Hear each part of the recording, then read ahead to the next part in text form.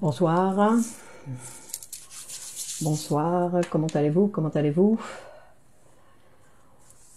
Donc bienvenue à cet espace de psychanalyse pour tous, pour tous, pour tout le monde. Après, chacun choisira évidemment s'il le veut pour lui ou si il le refuse. Donc, bonsoir à tous, je m'appelle Clémence Lenis et je suis psychanalyste de l'école de poésie et psychanalyse Grupo Cero à Madrid. Donc, et je reçois les patients en ligne. Stéphanie, bonsoir. Comment allez-vous? Olivier, bonsoir. Vous allez bien? Donc, aujourd'hui, j'ai proposé comme sujet l'interprétation des rêves. Alors, c'est un sujet ample. Nous n'allons pas pouvoir tout dire.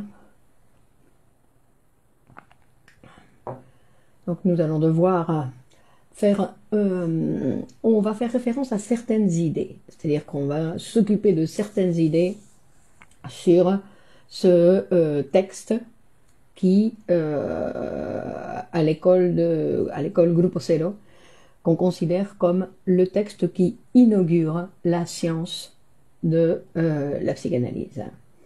C'est le texte qui inaugure, c'est-à-dire qu'avant l'interprétation des rêves, tous les textes antérieurs sont considérés comme des textes pré-scientifiques. Alors, on va voir un petit peu...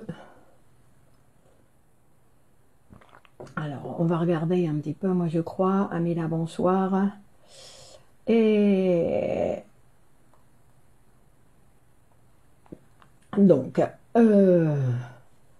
l'importance de ce livre, donc, c'est qu'il inaugure la science psychanalytique et qu'il va en fait nous expliquer, dans tout le texte, il va nous expliquer comment fonctionne cet appareil psychique d'un sujet. Parce que jusqu'ici, avant l'interprétation des rêves, en fait, Arnaud, bonsoir, avant l'interprétation des rêves, la philosophie, il y avait Descartes, non, je pense, donc je suis, la psychologie, travaillait avec un sujet de la conscience.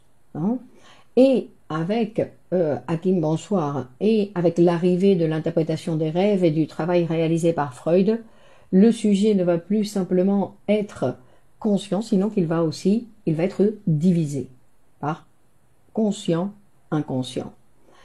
Donc, il va donc à partir de ce livre, il va généraliser les mécanismes de l'appareil, en disant que les mécanismes qui produisent un symptôme hystérique, un symptôme de la névrose obsessionnelle ou qui produisent un rêve sont les mêmes. Hein? Donc, on fait référence que les textes antérieurs à l'interprétation des rêves donc étaient des textes pré-scientifiques, et alors à ce moment-là,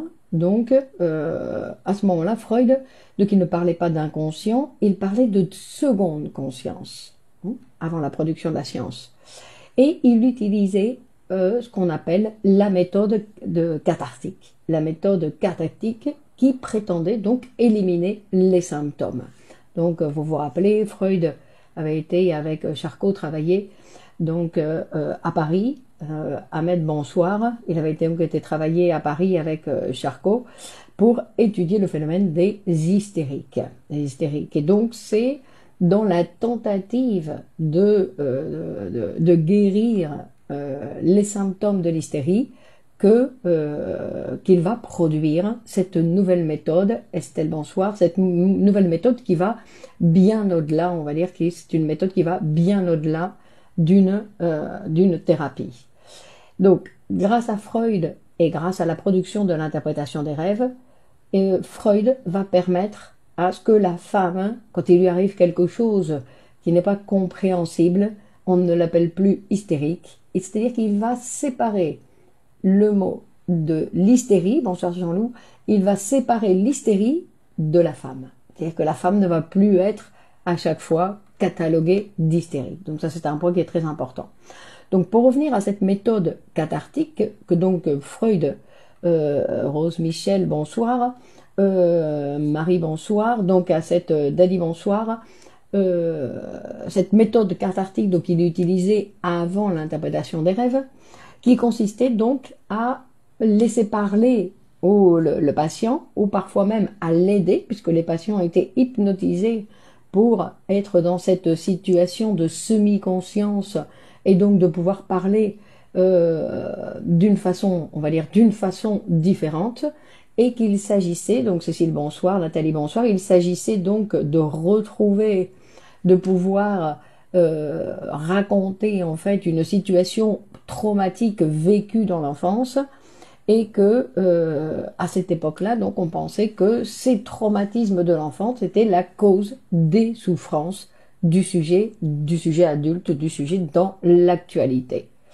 Donc cette méthode fonctionnait avec l'hypnose, et que c'était donc une situation, l'hypnose, qui permettait ce retour à cette situation traumatique. Et que le but du jeu, c'était donc de permettre le fait que de raconter ce traumatisme permettait donc au patient de guérir. Alors c'était voilà, c'était de pouvoir en parler du traumatisme. Donc, c'est la méthode qu'il utilisait avant la production de la psychanalyse. C'est-à-dire que c'est une méthode qui n'a rien à voir avec la psychanalyse, et que Freud donc a dû abandonner pour différentes raisons. Et c'est pour ça que c'est très intéressant les cas cliniques qu'il a publiés, donc les cas de Elisabeth, Lucie, Catalina, donc de ces cas qu'il a publiés avant, parce qu'il va nous montrer un petit peu comment il travaillait avec ces femmes, et comment, en les écoutant, il a transformé et il a produit cette nouvelle méthode qui est donc la méthode psychanalytique. Donc, là, il a aussi principalement abandonné, donc d'un côté parce que tous les patients ne se laissaient pas hypnotiser, et en plus parce que les résultats, en fait, ils n'étaient que apparents. Donc on avait la sensation que le sujet, avoir pu raconter certaines choses, avait dilué certains de ses symptômes, mais en fait après il revenait. Donc il va dire le fait de faire référence à ces traumatismes de l'enfance ne guérit pas, que ce n'est pas suffisant, que ce n'est pas suffisant. Donc il a établi une nouvelle méthode qui est en relation avec la question véritablement psychanalytique, puisqu'elle est en relation directement donc avec l'inconscient. Donc avant l'interprétation des rêves, Freud parlait comme je disais, d'une double conscience. Après l'interprétation des rêves, il va dans l'interprétation des rêves nous présenter le concept d'inconscient. Donc il va dire, je ne peux pas fondamenter ma théorie en utilisant les cas des hystériques, parce que il imaginait qu'il allait recevoir des critiques en disant, mais vous utilisez de la matière première qui est abîmée, parce qu'à l'époque, on pensait qu'il y avait une dégradation dans l'appareil psychique, qu'il y avait quelque chose qui avait une dégradation, qu'il y avait quelque chose qui ne fonctionnait pas bien dans l'appareil de l'hystérique, et que c'est pour ça qu'elle produisait ce genre de symptômes. Alors que lui, il va nous montrer que non. C'est pour ça qu'il va dire, je ne vais pas présenter ma théorie en présentant les cas des hystériques. Il dit premièrement parce que ce serait beaucoup trop long, dans le sens où pour bien comprendre le cas d'un patient, il faut bien voir tous les éléments qui construisent le discours de ce patient, qui fait référence à sa position psychique. Donc il dit ce serait trop long, et en plus il dit que pour les critiques, et d'un autre côté il va nous dire qu'il y a une autre chose qui est très importante. Il va dire, je vais m'occuper des rêves, premièrement parce que ces patients, c'est pas quelque chose que lui il a inventé, sinon que c'est les patients qui venaient raconter leurs rêves. Donc il va dire, je vais m'occuper de ce qui arrive à tout le monde, c'est-à-dire que de ce que tout le monde vit. Je vais étudier les rêves, parce que rêver, nous rêvons tous. Alors Freud, c'est un chercheur, c'est un scientifique, il va faire des recherches dans les différentes situations. Et il va commencer donc à présenter dans la méthode de l'interprétation des rêves, a présenté le phénomène du rêve comme quelque chose qui a un sens, que le rêve a un sens. C'est-à-dire, qu'est-ce que ça veut dire? Qu'il veut dire quelque chose. Alors ça, ce n'est pas vraiment une nouveauté dans l'histoire, on va dire, de l'humanité, puisque dans l'Antiquité, il existait déjà des interprétations des rêves, des onirocritiques, donc qui étaient là pour interpréter les rêves. Et donc il y avait déjà différentes manières d'interpréter les rêves. Et par exemple, une des interprétations, c'était l'interprétation symbolique qui expliquait la formation des rêves par des éléments symboliques. Le fait que l'on rêve de telle chose, ça veut dire que telle autre chose. Donc c'était simplement comme un dictionnaire, comme le dictionnaire des rêves. Et il va d'ailleurs nous parler de cet exemple Freud avec Alexandre le Grand, qui va, lors du siège de la ville de Tyr, Alexandre le Grand fait un rêve, et il rêve d'un satyre. Et quand il raconte son rêve, donc, à son interpréteur de rêve, lui, il lui dit, la ville est à vous, vous pouvez attaquer, parce que ça tire, elle est à vous, tire. Donc, Alexandre va attaquer donc la ville de Tyr. Et d'ailleurs, il va gagner. Mais c'est pour montrer l'exemple de l'interprétation, parce que l'interprétation, là, elle nous montre que ce qu'elle faisait, c'était d'interpréter, en fait, comme si elle avait la capacité d'interpréter le futur, ou comme si l'être humain avait la capacité de voir le futur. Hein. Donc, on va voir que ça, c'est quelque chose, une impossibilité de l'être humain. Donc, Freud, il va rompre, bien évidemment, avec cette manière de penser, et il va dire, effectivement, les rêves ont un sens, mais nous allons voir comment nous allons produire ce sens, parce que nous n'allons pas le produire comme dans un dictionnaire, sinon que bonsoir, pacifique. Donc, sinon qu'il va s'agir de quelque chose de beaucoup plus laborieux, on va dire. Enfin, ça dépend des rêves. À chaque fois, ça va dépendre des rêves. Puisqu'il va nous dire, comme on avait vu un petit peu la fois dernière, qu'il y a donc le récit du rêve du patient et que pour pouvoir interpréter ce rêve, il va être nécessaire d'associer sur chaque fragment du rêve, il va falloir associer, avoir la possibilité d'associer, c'est-à-dire de pouvoir nous laisser parler et dire, non, même des choses où on dit, mais ça n'a rien à voir. Ça n'a rien à voir, dites-le quand même. D'accord? Et on va voir, parce que là, il va nous présenter Freud dans l'interprétation des rêves. En fait, il va nous dire que le langage habite l'être humain. C'est-à-dire que nous sommes habités par les mots. Non? Et que les mots, bien évidemment, ont un sens. Mais ils n'ont pas qu'un seul sens, comme vous le savez. Non? Donc, ils ont d'un côté le sens qu'on va appeler le sens de la conscience, c'est-à-dire celui qui va permettre la communication entre les gens, enfin plus ou moins, dans le sens où on va parler de quelque chose, vous allez dire oui j'ai compris, non j'ai pas compris. Mais dans la psychanalyse, ce qu'on va voir et ce qui va nous intéresser, c'est que à côté de ce sens qui est le sens de la conscience, il y a un autre sens qui est un sens latent. Donc c'est un sens latent, c'est-à-dire que ce que je dis, ce n'est plus exactement ce que je dis, sinon c'est plus que ce que je dis, et en plus ça fait référence à ce que je ne dis pas, c'est-à-dire à ce que je tais, du verbe taire, d'accord, c'est-à-dire ce que je préfère parler de ça, donc je vais présenter quelque chose pour ne pas parler d'autre chose, par exemple. Et donc ça c'est ce qu'on va appeler la latence, d'accord. Donc c'est-à-dire qu'il y a toujours autre chose qui est en jeu dans le discours du sujet. Il y a ce qu'il me raconte et il y a cet autre texte, on va dire cet autre texte qui est un texte de latence. Et cette manière pour arriver à cette latence, c'est grâce, bien évidemment, à l'association libre. L'association libre. Puisque nous, les êtres humains, comme nous sommes dans le langage, tout se complique. Non, la différence avec les animaux. Les animaux, ils ont des codes Et quand ils mettent en place ces codes, ben, les codes vont permettre d'établir, hein, on dit que le mâle le paon par exemple, le paon va ouvrir sa grande queue pour séduire la femelle va être séduite et ils vont aller se reproduire. Alors qu'entre l'homme et la femme, ben, il peut se passer n'importe quoi. C'est-à-dire que l'homme peut inviter la femme au cinéma, l'inviter au restaurant, et puis tout d'un coup, dans la conversation, il y en a un qui découvre qu'il n'était pas d'accord sur comment était l'acteur, comment était l'actrice, ce qu'il lui a dit, ce qu'il lui a pas dit, et du coup, ils se disputent, ils se séparent, et il n'y a pas de rapport sexuel, par exemple. Donc on va voir que dans la relation entre les êtres humains, le langage va tout compliquer parce qu'on a ce qu'on dit, et il y a ce qu'on ne dit pas, et il y a plus que ce qu'on dit.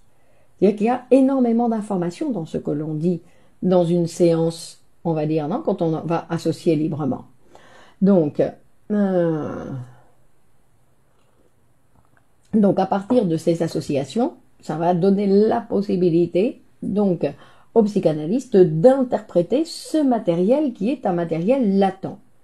On va parler aussi que c'est un matériel qui fait partie du préconscient. Donc avec l'écoute appropriée plus l'association libre, on va pouvoir donc interpréter.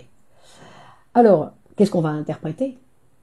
Qu'est-ce qu'on va interpréter? Qu'est-ce qu'on interprète quand on interprète en psychanalyse? Qu'est-ce qu'on va interpréter? Bon, on va interpréter parce que ce qu'il va nous dire Freud dans l'interprétation des rêves, c'est que le sens du rêve, c'est toujours un désir. Et ça, c'est la particularité de notre appareil. C'est-à-dire que il va y avoir des désirs qui vont se manifester comme des rêves et pendant la nuit. Et on va voir que la richesse de ces informations qu'il peut y avoir dans certains rêves vient du fait que pendant la nuit, la censure qui existe et qui est au niveau maximum pendant la journée, eh ben, elle diminue pendant la nuit. C'est-à-dire que lorsque l'on dort, on diminue la censure.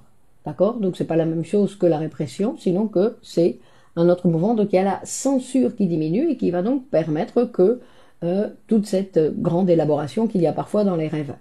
Alors ce qu'on va voir aussi, c'est que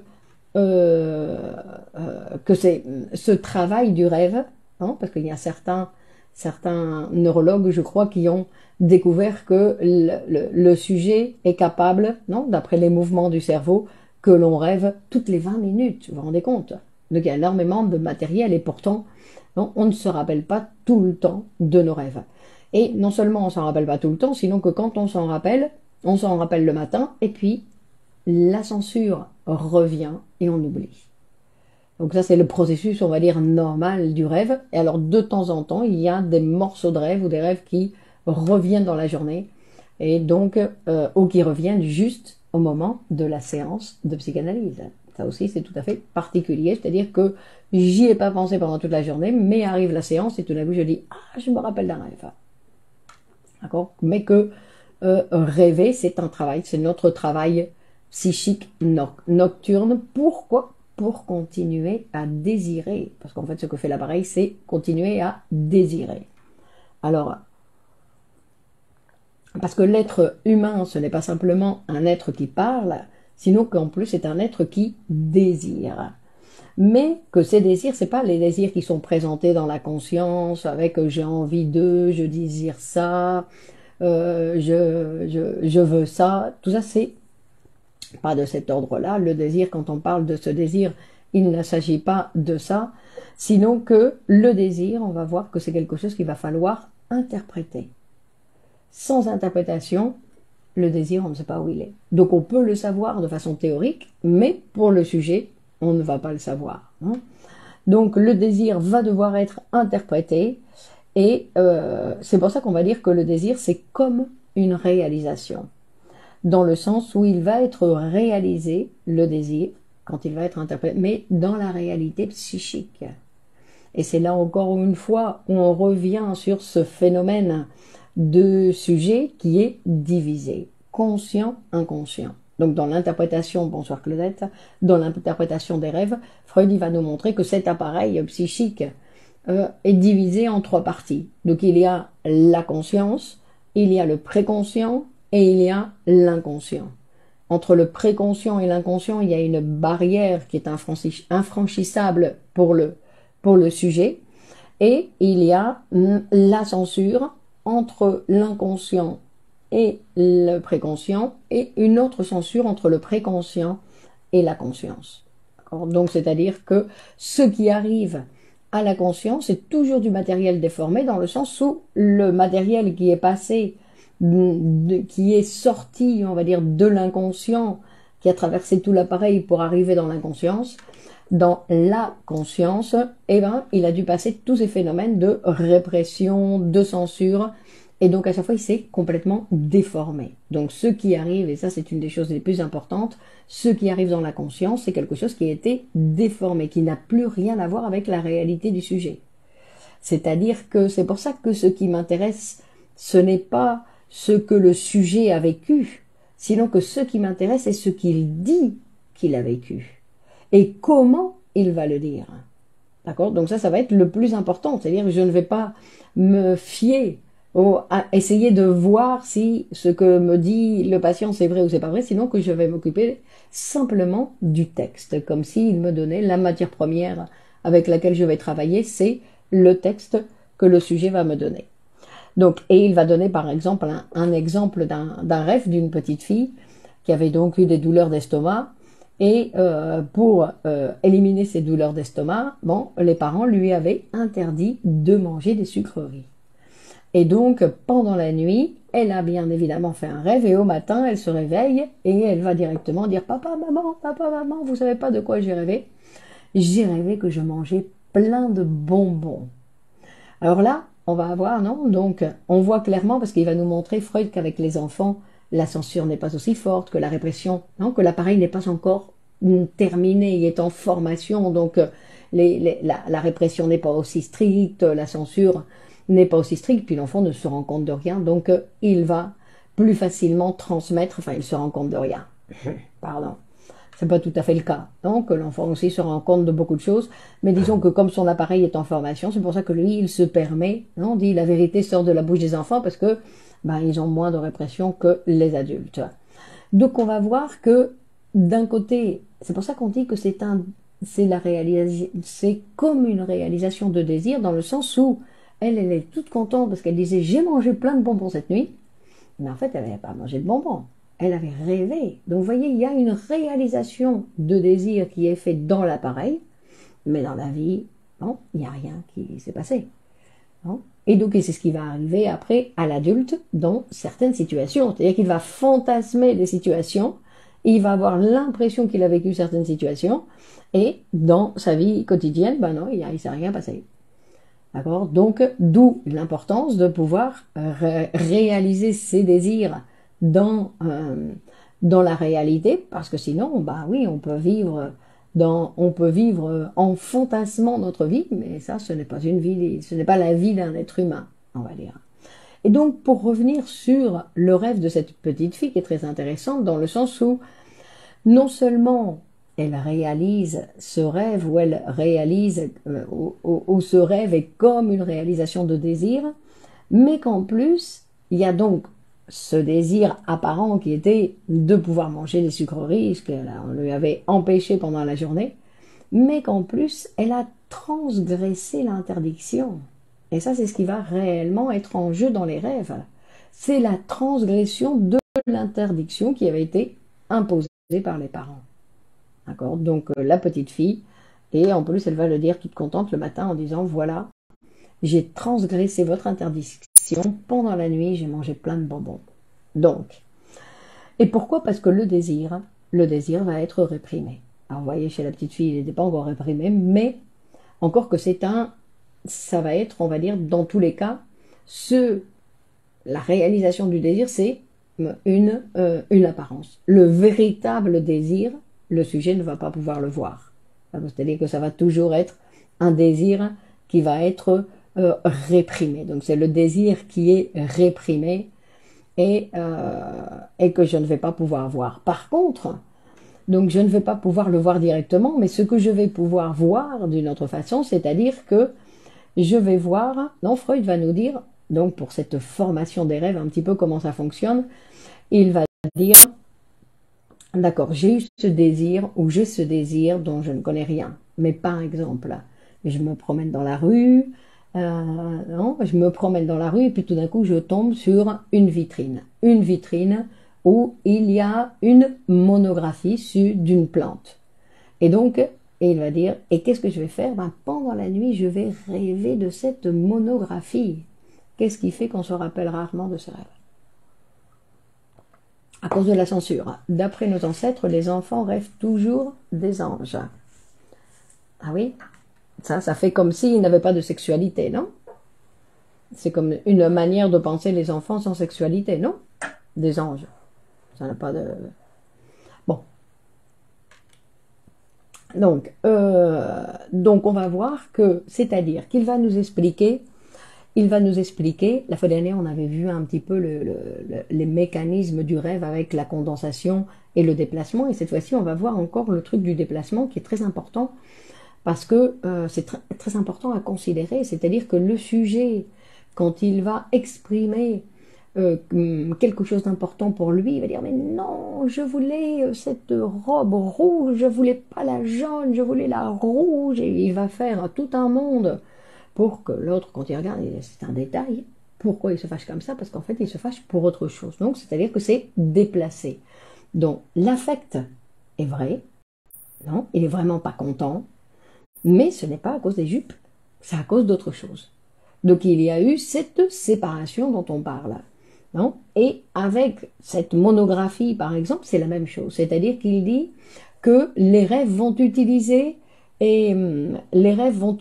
pour se fabriquer des détails sans importance. Et ils vont mettre de l'importance sur des choses qui n'en ont pas.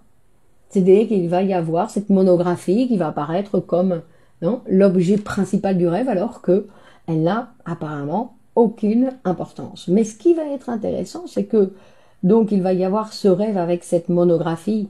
Cette monographie, est-ce que Freud il va nous dire, à partir de là, il va y avoir plein d'associations. Parce que le sujet donc va se rappeler de ce qui lui est arrivé donc la veille, parce que Freud va aussi nous dire que le matériel qu'on utilise pour la fabrication des rêves, dans la majorité des cas, c'est du matériel récent. Donc on va utiliser du matériel qui apparemment n'a pas d'importance et du matériel récent. D'accord? Donc, et on va voir que dans la vie après, quand on va fabriquer des symptômes, ça va être quelque chose de similaire. C'est-à-dire qu'on ne comprend pas pourquoi justement on a mal là. Non? Par exemple. Donc on va voir qu'il y a des choses qui vont être présentées. Donc il dit que dans l'association libre, les éléments qui vont surgir, ce sont des éléments de la veille du rêve, qui vont donc être utilisés pour la fabrication du rêve et qui vont être utilisés aussi pour l'association libre. Parce qu'on avait vu que l'association libre, tout le matériel de l'association libre est en relation donc avec ce matériel latent, c'est-à-dire ce matériel qui a été utilisé pour la fabrication du rêve. Donc, quand on parlait de condensation la fois dernière, on disait qu'il y avait une grande quantité de matériel dans l'association libre qui en fait après été condensé pour se réduire, pour produire le rêve qui était simplement le livre de la monographie de telle plante. Et à partir de là, donc, le sujet va fabriquer, il va se souvenir de beaucoup de choses qui vont être donc en relation. Donc des choses qui sont en relation directement avec la veille, et après des souvenirs très lointains, où le sujet va dire je ne savais pas, que j'avais pas oublié ça, que je ne me rappelais plus, c'est vrai, il y avait ça. Et il va associer avec des souvenirs qui sont très lointains, et en plus des souvenirs, des choses, on va dire, pratiquement sans... apparemment sans importance. Apparemment sans importance. De la même façon que là où apparemment l'élément qu'on nous présente ça a énormément d'importance, on doit soupçonner que ce n'est pas toujours le cas, et d'un autre côté, ce qui apparaît comme sans importance, on doit regarder de plus près parce que c'est comme si, en fait, le matériel dont le sujet ne veut rien savoir est caché derrière ce chose indifférente. D'accord? Et alors, quand on va parler de cette association libre, donc qui est indispensable pour l'interprétation du rêve, il y a quelque chose qui est très important, non? C'est-à-dire que on doit penser un petit peu aux mots, non? Comme on parlait tout à l'heure, les mots et leurs acceptions, non? L'acception des mots, donc ils vont rendre beaucoup plus difficile donc la communication, mais pas simplement pour ça, sinon pour notre manière d'être en relation chacun d'entre nous avec le langage. Et ça va être quelque chose qui est très important, c'est-à-dire que nous avons tous une position face au langage, et cette position va ou être pour les relations sociales ou faire obstacle, on va dire, comme aux relations sociales. Hein, aux relations sociales, c'est-à-dire à toutes les relations en général. Et ensuite, il va nous parler un petit peu de cette manière de notre apprentissage des mots. Parce que comment vous vous rappelez, il y a certains mots, on se rappelle comment on les a appris. Non? Je me rappelle que ce mot-là, je l'ai appris dans tel poème, à l'école, à maternelle, je sais pas. Et il y a d'autres mots, bien évidemment, la majorité du langage, nous avons oublié la majorité du langage, comment nous avons appris les mots. Mais le comment nous avons appris les mots a son importance, même si nous n'en savons rien.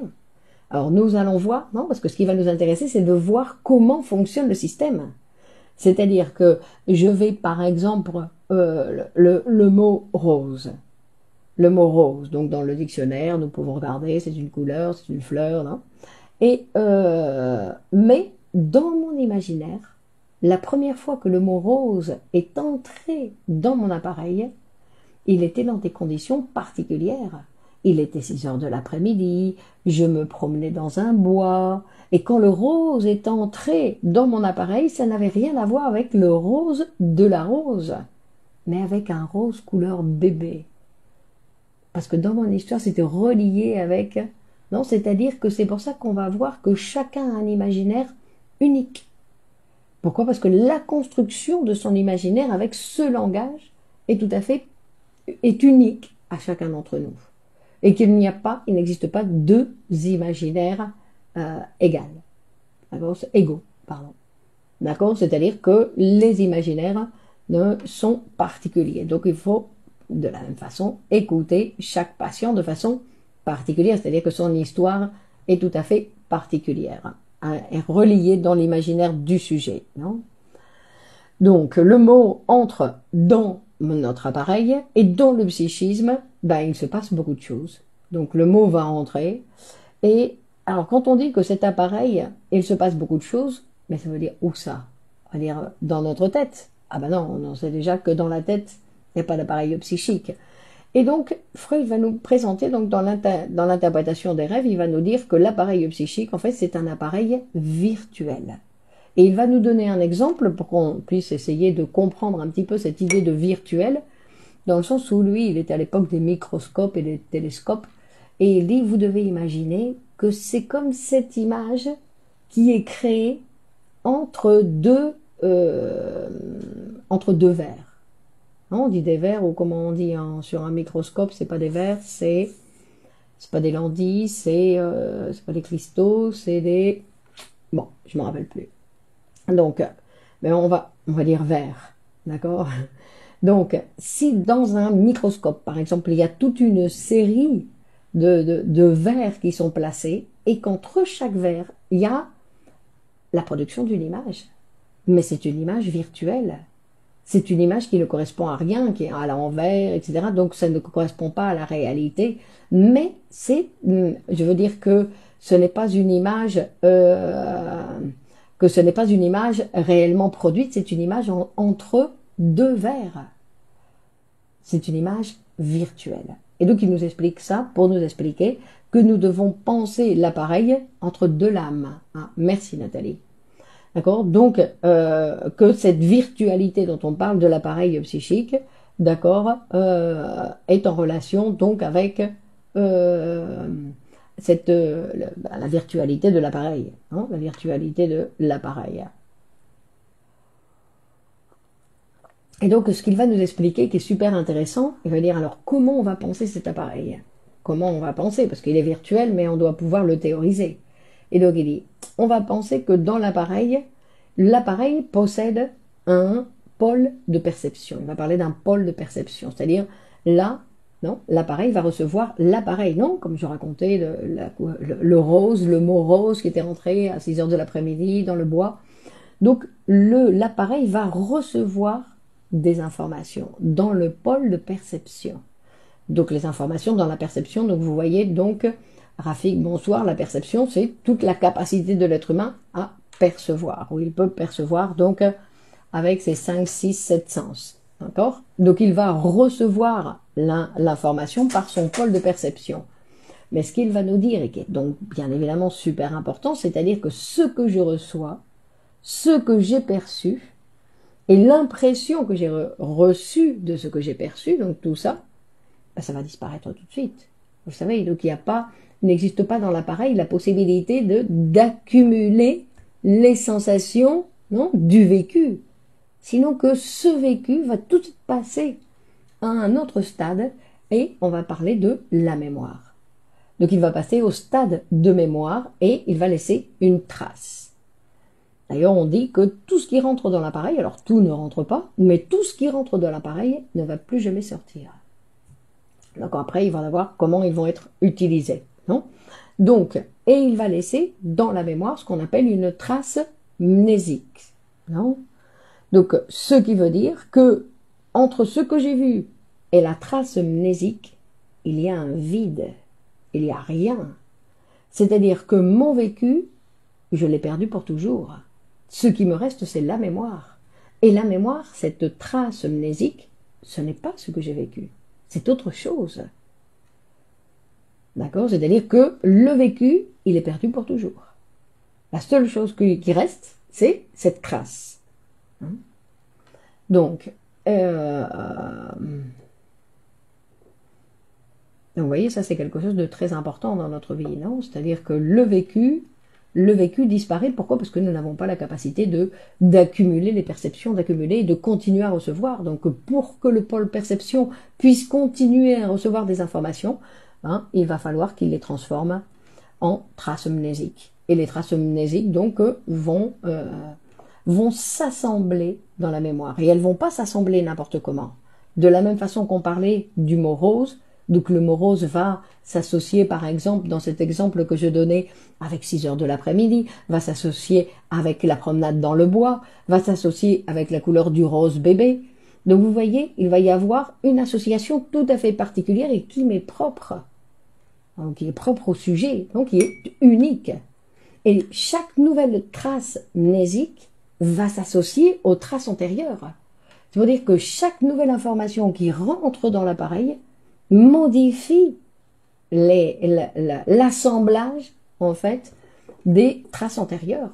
C'est pour ça qu'il y a toujours modification, qu'on ne peut jamais être les mêmes. À chaque fois, il y a une transformation, non? Mais NASA donne cet exemple tout à fait didactique. J'aime bien faire référence à ça, parce qu'il dit « J'ai embrassé cette femme, je ne suis plus le même. J'ai embrassé cet homme, je ne suis plus le même. » Il y a quelque chose qui a eu lieu, donc obligatoirement, et il y a eu une mobilisation donc de ces différentes traces mnésiques dans mon appareil. C'est-à-dire que la couleur rose bébé aujourd'hui va être associée à autre chose.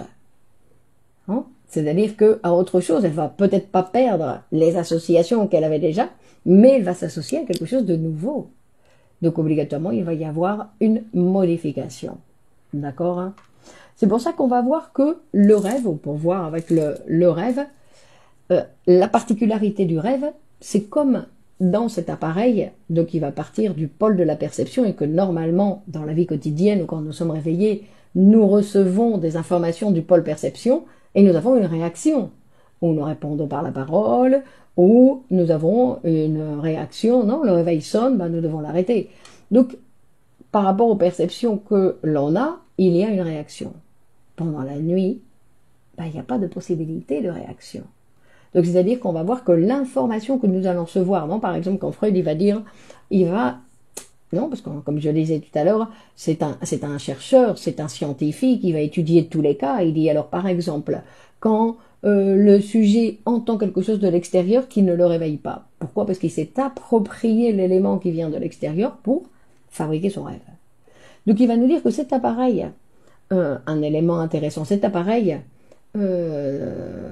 qui reçoit donc du pôle de perception qui va recevoir les informations, mais comme il n'y a pas la possibilité d'avoir de l'action, non, de passer à l'action, ben, ce qui va se passer dans l'appareil, c'est qu'il va y avoir ce phénomène qu'on appelle le phénomène de régression. D'accord? Donc au lieu de sortir à l'action, ben, l'énergie va revenir. Et elle va donc quoi? Repasser par toutes ces traces mnésiques.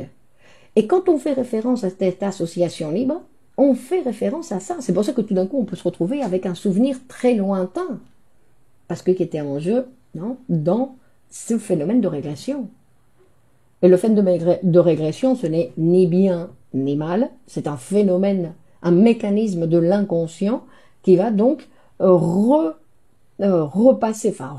qui va passer par les différentes traces mnésiques.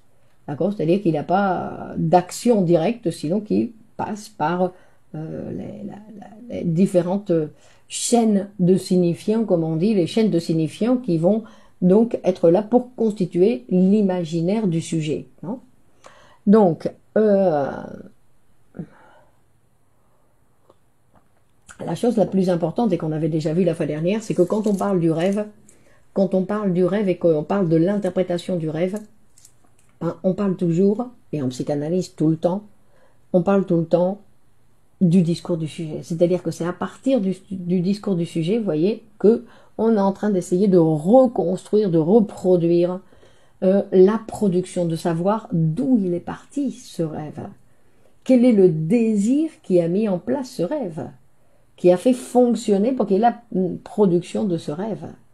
Et donc la particularité de la psychanalyse, c'est qu'elle va toujours partir du dernier effet, de l'effet, du dernier, de l'effet. C'est pour ça qu'on dit que le plus important, c'est pas exactement ce qui se passe aujourd'hui, sinon c'est ce qui va se passer demain.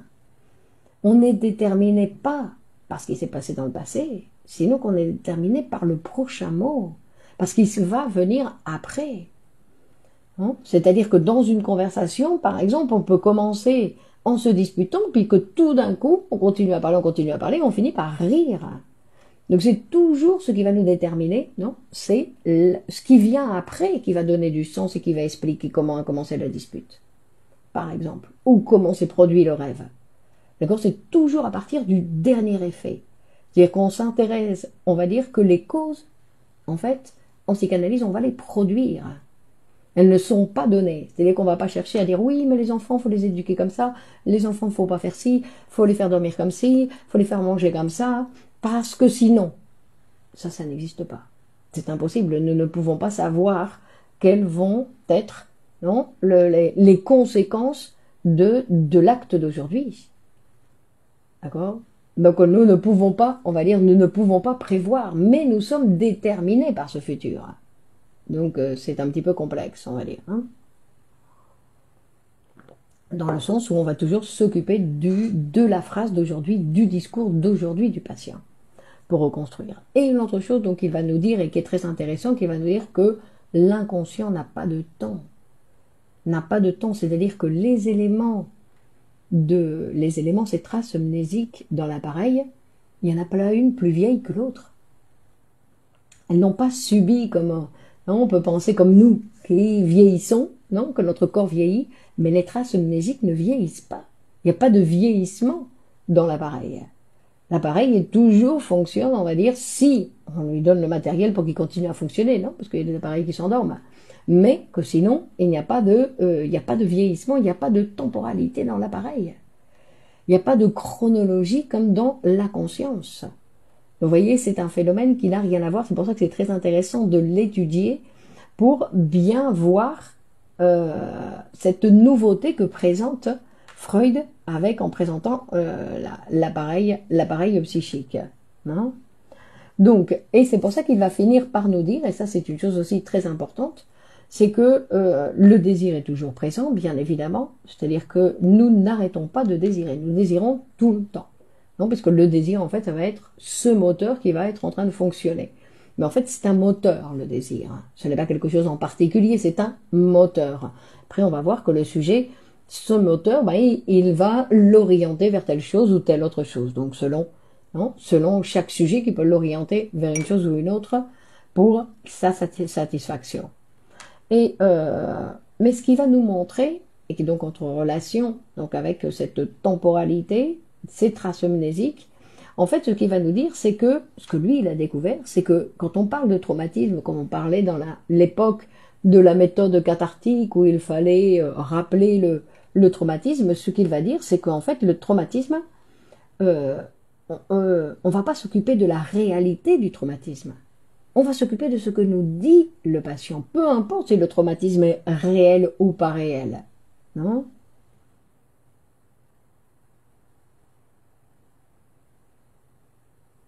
Et donc, il va y avoir à partir de là, ben, ce dont on parlait la fois dernière aussi, qui est ce nouveau niveau d'objectivation. C'est-à-dire que l'objectivité, maintenant, ce n'est plus chercher la réalité, la vérité, tu me mens pas, sinon que c'est ce matériel que nous donne le patient.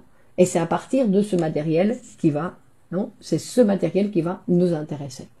Bon, et alors ensuite, je voulais vous parler. Alors, j'ai pris une petite phrase de Ménassa d'un cours que j'ai regardé ce matin, où il dit « Je ne connais pas mes propres désirs ». Parce qu'en réalité, ce ne sont pas mes propres désirs. Ce sont les désirs de l'autre, avec une majuscule. Et l'autre, ce n'est pas moi, ni les autres en minuscule. Non, l'autre en minuscule, le petit autre, comme on a l'habitude de dire les Français, cet autre avec minuscule, qui est toujours là, qui ne peut pas me manquer, non?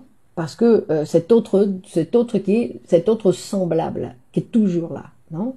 Parce que si les autres ne sont pas là, ben c'est comme si j'étais fou, non? Ben je suis fou.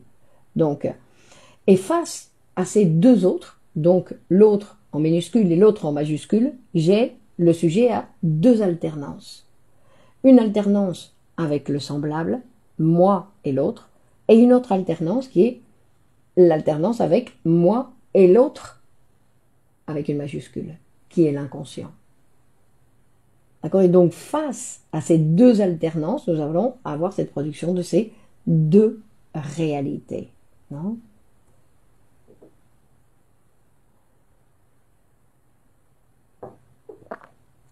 Ah, une autre chose qu'il dit, alors, c'est une manière aussi de montrer un petit peu, non, ces deux tendances, ces deux alternances. Il dit, j'ai deux provocations permanentes dans ma vie.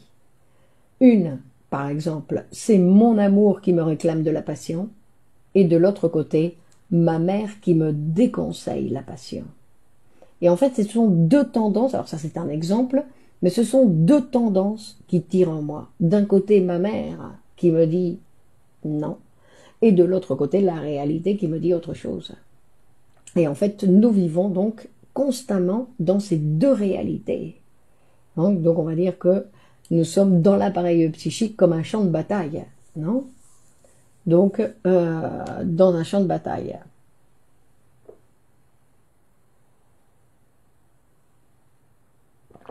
Et pour terminer, je vous dirai quelque chose de très important, c'est-à-dire qu'aujourd'hui, grâce à la production de l'interprétation des rêves, donc nous savons que nous avons tous un inconscient et que nous ne pouvons pas nier ce que nous sommes. Que nous sommes cette réalité entre conscient et inconscient. C'est-à-dire que nous sommes, en plus de conscient, aussi inconscient. Et il ne nous convient pas de le nier, parce qu'à chaque fois que nous allons nier cette situation, nous allons produire, on va voir, nous allons produire des symptômes. D'accord? Donc voilà pour aujourd'hui. Quelques phrases sur l'interprétation des rêves. Donc vous savez que cette vidéo, vous pouvez la partager sur vos réseaux, qu'il y a d'autres gens qui peuvent être intéressés. Donc, et que nous sommes aussi donc sur YouTube, sur Instagram, sur LinkedIn et sur Telegram. Donc, vous voyez, nous sommes un peu partout. Je vous en prie, Olivier. Donc, nous, donc après cette petite semaine de vacances, nous reprenons nos activités.